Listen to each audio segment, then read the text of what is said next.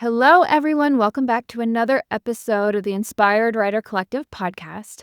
I am normally your host, Elizabeth, but this is a special series that we're doing in June. These are mini episodes to give you a behind-the-scenes look of what it's like to be a first-time self-publishing indie author in the weeks leading up to publication. So my debut memoir, Lonely Girl, is publishing on June 22nd. So we're going to provide you with a behind-the-scenes look at what's been going on, what kind of tasks I've been doing, what the emotional roller coaster has looked like, things I'm dreading, things I'm excited about, any of it, all of that. Who knows? But today I am joined by our guest host, Allison Lau, who knows this book so intimately because she was my line and copy editor. She helped me cut 7,000 words from the manuscript during her line edits, which really helped tighten up that prose and of course, keeps costs down as far as printing and things like that as well. So she is going to be the one asking the questions today. This is just going to be a mini episode, but I hope that you'll return each Monday in June as I walk through this process with you and share some of this behind the scenes information. So welcome. And then we'll kick it off to Allison. Hello. Thank you for joining me today. Thank you for having me. I'm delighted to be your host for this first episode in this series. But let's just dive right in. This book is phenomenal. I am so lucky to have been part of it. And I think that the time period at which I got to be a part of this book and to read this book and really dive into it with you was kind of right before you really launched this book wide to a lot of readers, to a lot of new sets of eyes. So when you and I were last working together, I did a line and copy edit. It's back to you. You incorporated all those edits. And then the book went off to Fortnite. What else were you doing right around that time as you were working through the pre-pub stages? So it was kind of juggling two different hats per se, right? Because I was wrapping up the end of the edits with the book. And so what that looked like for me is I went through after you gave me your feedback. And I did a pass through it, pretty much approving most of the things that you had suggested, shoring up any kind of inconsistencies that you had highlighted, making all those final decisions. And then I had to send it off to proofreaders. So I had two friends who had volunteered as proofreaders for me, and I sent the book off to them. And I then also did another partial read of the manuscript that I had just read through for the line and copy edit. So I will say it was a bit surprising to me how many times I had to read this book. But I sent it off to them and I gave them 2-ish weeks to get that proofreading done. Also, while they had that, I was working on finding and recruiting my ARC readers because I knew that once I had my proofreading done, then I would be sending it off to formatting. And as soon as formatting was complete, I would be sending that off to ARC readers. So I looked back in my emails. I started sending emails asking ARC readers to be a part of my team on April 10th. So that was a while ago, right? I was advised by Hannah, who was my author coach through this process, to get those kind of secured a couple weeks ahead of when I actually have the ARC ready. And so I'd already been following a number of these people on Instagram and things like that, especially those that had platforms. I sent out an email, one of my regular Tuesday emails to the Inspired Writer Collective email list, seeing if any of them were interested in being ARC readers. So I was basically compiling all of those people that I thought would be a good fit for the book ahead of that April 10th timeline. And then at that point is when I, put out the actual invitation. I created an info sheet that included the themes and the book blurb and the cover image and what I felt like were comparable titles. Like, if you enjoy reading this, you're probably going to enjoy this book. And so all of that started rolling April 10th. I think I got the proofreading back within a couple of weeks. One of my proofreaders was done in a week, which was amazing. And then I did another partial read of it after I got all the changes back from my proofreaders and put in the changes to the manuscript to send off to my formatter. Oh, and I'm actually forgetting the order. So she formatted the version I sent her after you and I were done. And so then they were proofreading the formatted version so we could catch any kind of formatting issues as well. So that was all included in there. They got those back to me probably mid-April, and I made those changes really quickly to send off to Carolina, who did my formatting and cover design. And then I think everything was pretty much, I sent out that arc, the PDF version of that arc to my readers on May 1st. So all of that, it was happening in April. How many ARC readers did you send it out to? I have 19 ARC readers, plus I will use my beta readers as additional reviewers once it's posted live because they've also read the book in full. I think I reached out to something like 25, so that's a large majority. Some of those have smaller platforms, some of them have slightly larger platforms. I don't think anyone has like giant numbers, but maybe like 10,000, followers or things like that in that realm. What did that feel like? Like handing your book off to 19 people? I mean, you know these people, but still, this is like the largest audience that's read this book. Yeah, most of them I don't know, like hardly at all. Like I'd followed them and like watched how they did reviews, and I liked their style and had looked at their profiles to know that they enjoyed memoir.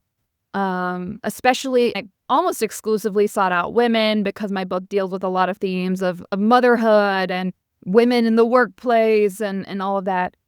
But it's definitely scary. And it was scary doing the asking. Like, I really felt like I had to overcome a lot of my reservations of like, oh, I'm asking them to read this book and do a review for me. Like, are they, this feels like a big ask.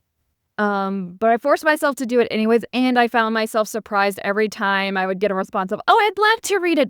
This sounds amazing." And in the process over these last couple of weeks, I've started to get little bits of messages or comments on some of my posts from some of the ARC readers that are like, "I'm enjoying the book so far." Most of them will probably wait until like closer to release day to actually start reading. It's a really quick read. Most people have read it in just 2 or 3 days.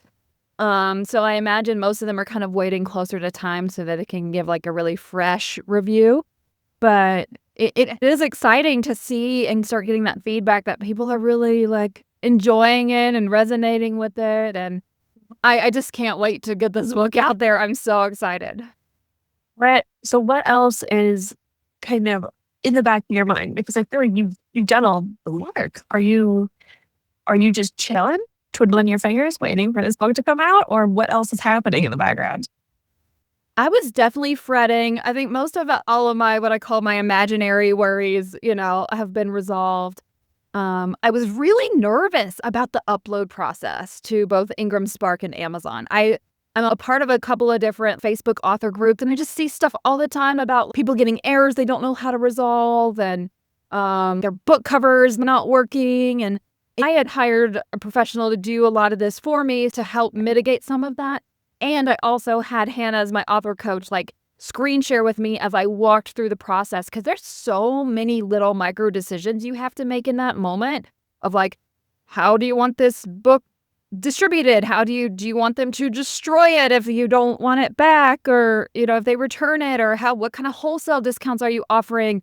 Are you going to do like KDP Select, or are you going to not? And then I had also seen issues that people had between the order that they upload and approve between Amazon and Ingram Spark, and how even if you have your own ISBN, sometimes it'll say, oh, your ISBN's already being used by the other one. And it's a special sort of system. And I was really fretting what that was going to look like. There was one hiccup with my cover on the Amazon platform. But luckily, Carolina and I were able to really quickly resolve that between some emails back and forth, making some adjustments. So there's some slight differences to the barcode area of the back cover on the Amazon version versus the Ingram Spark version.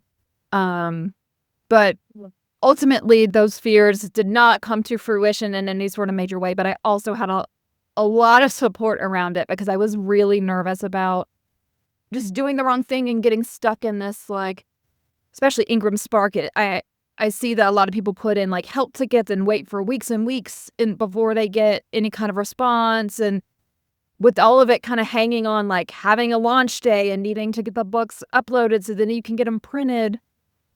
And then the other recent worry I had was I've seen so many posts about Ingram Spark's printing being super delayed, and shipping as well, and so, I mean, people were saying it was taking, like, a month and a half just to get their author copy, My God. and so I was really paranoid about that because I have a live event scheduled, and so as much Mhm. as I could probably, like, tell all my pre-sale, pre-order people, like, "Sorry, the books are delayed in printing," and they wouldn't, they'd probably be okay with that. Um, I was really nervous because I booked an event space. I have, like, money Mhm. invested in the actual event of the book launch locally, and so I was really nervous about getting the books on time. I Well, you decided to changed the whole forgo vibe. just yeah. If you showed I up mean, at a I would book just event with wouldn't no host it. books. There would be nothing nothing to host. Um, so I decided to forgo doing a single author copy. I'd seen all the previews, I checked everything on the digital, screen was looking good, and I just went ahead and ordered my first 150 copies. Um Well, and luckily, like, maybe because it's a bulk order versus individual orders that may be getting prioritized, but I had no issues outside of the standard, allow 5 to 10 days for printing, allow 5 to 10 days for shipping. So the books are actually supposed to arrive tomorrow to my new address. So as far as sitting back and twiddling my thumbs, what that has looked like in this interim is packing up my entire life. Because I'm moving in state, but a couple hours away. And because of this whole, like, shipping delay, I was paranoid about, like, where do I send the books? Like, I don't wanna send them here, and then I have to drive 3 hours to go get them. And so I had them shipped to the new address, and they're supposed to get there tomorrow. We won't be there till Monday, but I'll have our landlords hopefully move the books inside for me because I don't want $1,000 worth of books sitting on the front porch. my gosh. Wait. Well, what a beautiful thing that the first item in your new space is going to be your book. I actually think that's kind of beautiful. Oh, I didn't even think about that. Oh, I love that. Yeah, Yeah. you're gonna walk in and just a whole bunch of your books. It's gonna be beautiful. I What a know, like I know. I'm icing on the really cake. tempted to not open them until I record next week's, episode for this because I would love to do, like, a live So, opening and stuff, so do I may try to resist the urge until I can do it, but I don't know. We'll see. We'll see how long I can resist. and that it's such a wild process that you've been through, and that this last bit, I feel like no one really talks about it. They talk so much about the ideation stage, the drafting stage, the editing stage, all the craft and the thought that goes into putting so much of yourself into a book that kind of what happens after? What is all the fiddly stuff? And no Spark and Amazon and Yeah. do you need to get auto copies? Do you not? Like all of these little decision points, I think it's really valuable to kind of give people a look behind the door because it really, you don't know about it until you try to do it. And it's intimidating. It's a completely different skill than writing a book. I mean, I really do feel like I'm a project manager of this, like, yes, I've hired out a lot of my, help. Some indie authors choose to do all of the cover design themselves, all the formatting themselves. I knew with my life, like, that was not a skill set that I could learn quickly enough to master and do. So I chose to hire out for it, but I was really surprised at how much work had to go into, like, not even these last couple of weeks. Like, April and May were intense. I mean, I was working with Carolina on some marketing aspects, so we designed a sticker that's gonna go out with all of the pre-sales. I had to figure out the wording for the bookmark that's gonna go out with the pre-sales, and then I also have a freebie that's sort of like a teaser that goes with the book, and that is the chapter list. and the Spotify song list, playlist soundtrack for the book. So I was doing like all of that as, every time I would pass, say, like the book off to you for line and copy edit, I was working on that Spotify playlist, or the proofreaders had the book. Carolina and I were working on sticker design or bookmark design and figuring out where to get those printed. I had to design a whole logo for the press that I'm publishing under, right? Like, I started an LLC. That was I opened the bank account and got the LLC in January. And then soon after that, I want to say like February, maybe as late as March, I hired someone to create the logo for it. So like, it's crazy how much you have to do like ahead of time if you don't want to be behind the 8 ball on some of this. So I like that project management is really what it is. You kind of shifted into this like final push of getting it out the door and getting all your decks. Well, and then you think the book's written, right? But then you have to write the acknowledgments and the about the author and the book blurb. Oh my gosh. Allison, you can talk about this because I was just like, Allison, you've read the book more times, or at least as many times as I have. Like, I had such a struggle, and I know so many authors do. It's so hard. With I've written this 107,000 word manuscript, 250 pages long in print, and it's like, how in the world do I consolidate this into like 200 words? Are you kidding me? It's brutal. And to do it in a way that like still makes your story sing and makes people want to pick it up. Like we're creatives. We write books for a reason.